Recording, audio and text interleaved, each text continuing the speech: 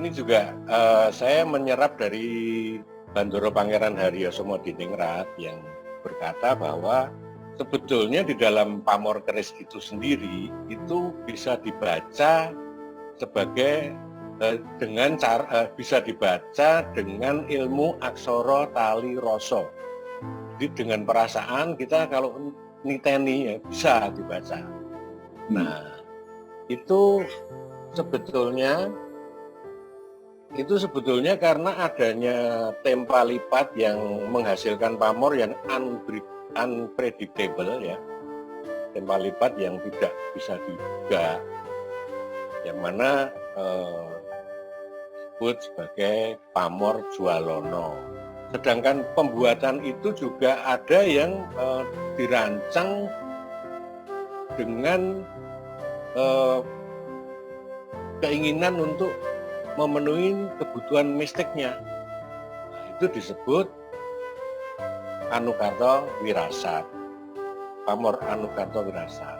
Di dalam hasil karya yang tadi yang saya bilang unpredictable itu sering muncul pamor titipan.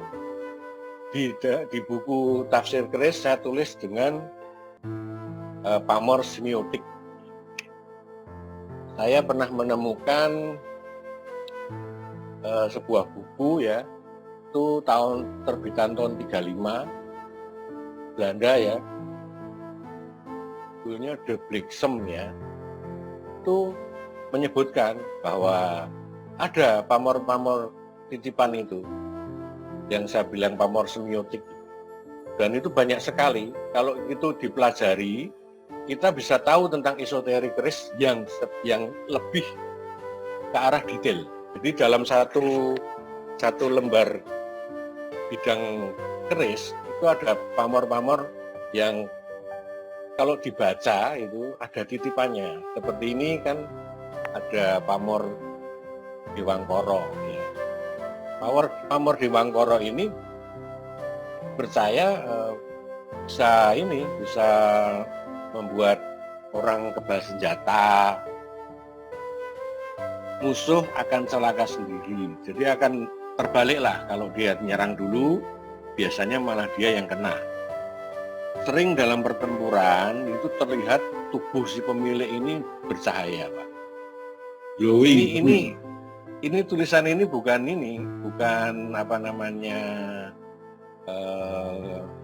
karangan orang kita. Ini justru tulisan dari orang Belanda yang meneliti sampai sejauh itu.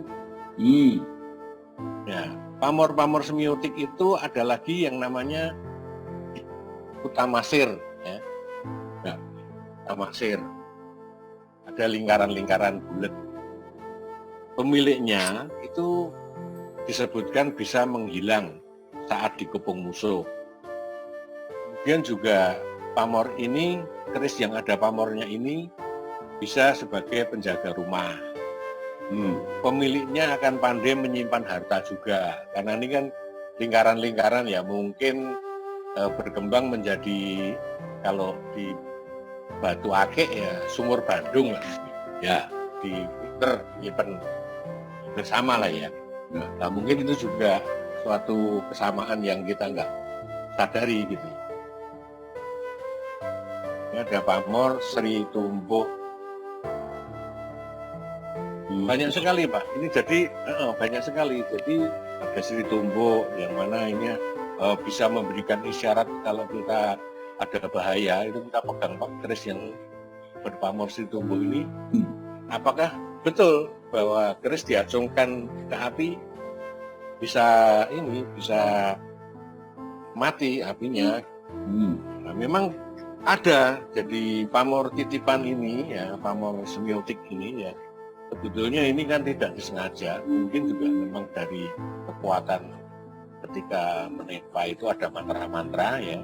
Jadi kalau ini dihunus ya, itu kelihatan menyala.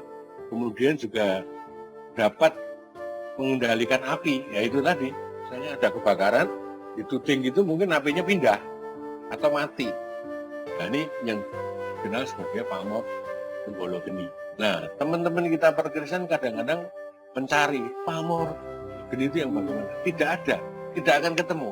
Karena itu ada nyelip di pamor-pamor Jualono tadi. Pamor-pamor yang unpredictable muncul di situ. Karena doa-doa lampu ini terkristal menjadi semiotik tadi. Jadi kode-kode yang ada di dalam pamor itu. Jadi pamor semiotika itu adalah pamor yang tidak bisa direkayasa atau dibikin polanya kemudian dibuat secara sengaja, nggak bisa Pak ya? Itu unpredictable Pak, karena memang mantra ya, kesakralan waktu kita, waktu membuat keris ya, itu muncul itu yang namanya pamor titipan tadi. Ya. Itu dari doa mantra dan kesakralan, betul itu. Itu banyak sekali Pak, jadi sebetulnya bukan hanya 4 ini, ada lagi. Ada pamor Gilmo, ada pamor yang disebut oleh si ini buku The Blixen ini. Saya nggak tahu narasumbernya The Blixen ini dari mana. Itu. Jadi pamor yang tadi itu semua itu bukan hanya simbolik Pak ya, tapi memang dianggap dia punya semacam kekuatan gitu. Betul. Itu kode-kode dari Tuhan istilahnya gitu.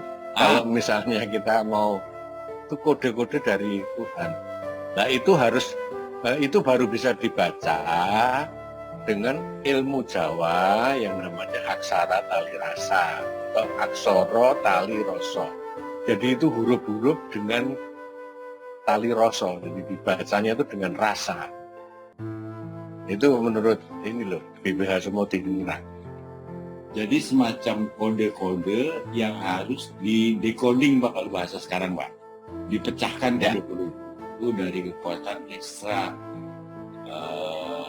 ya bisa dibilang supranatural Pak.